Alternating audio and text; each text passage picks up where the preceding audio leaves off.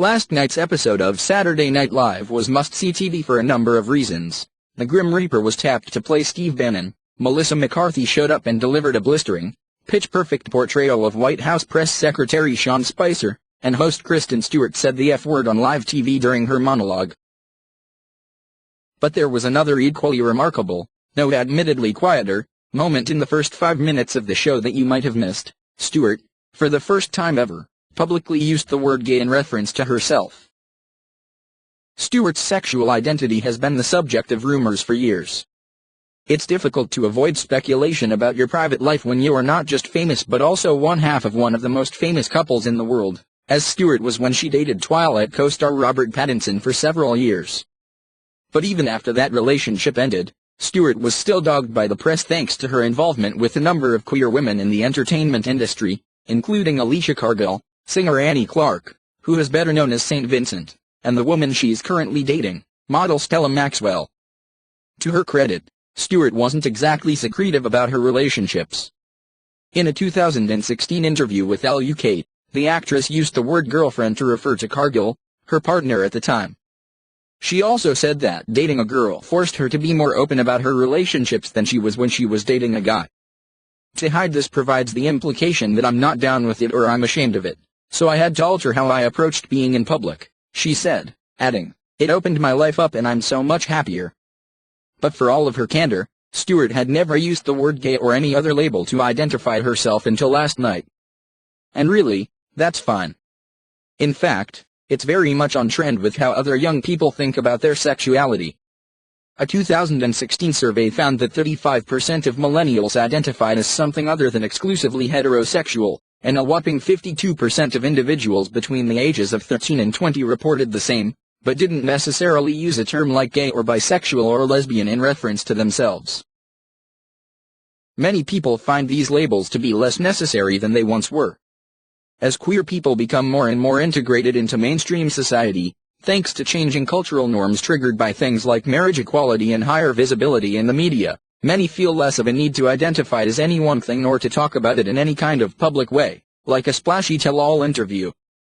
But labels can still be hugely useful, not only for individuals to orient themselves within a community, but also as a way to continue to increase that aforementioned visibility and push the LGBTQ movement forward, especially in times of political and cultural uncertainty, like now. When one of the biggest movie stars of the last 10 years refers to herself as so gay on one of the most watched late-night television shows on the air, it forces people to reconfigure how they think about what it means to be gay and who and what that term includes. Suddenly, anyone who only knew Stewart as that girl from Twilight and Robert Pattinson's ex-girlfriend, is confronted by her sexuality in a new and startling way, and it upends assumptions about the community, which is exactly why coming out is still so crucial. It should be noted that Stewart's "so gay" comment was made in reference to ridiculous tweets President Donald Trump once sent about her relationship with Pattinson. And, yes, the phrase was delivered with more than a hint of sarcasm and a certain degree of exasperation, which seemed to be leveled at Trump but also maybe at the world's obsession with her sexuality. And that's fair. It can't be fun having your every move photographed and dissected. But in an era when LGBTQ rights are currently at risk in new and frightening ways, public acts of solidarity with the community, including coming out, are more important than ever.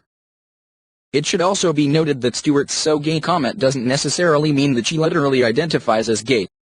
She did date Pattinson, someone who, as far as we know, identifies as male, which may mean she identifies as bisexual or pansexual or sexually fluid or in some other way than gay, which is traditionally thought of as being sexually attracted to someone of the same gender.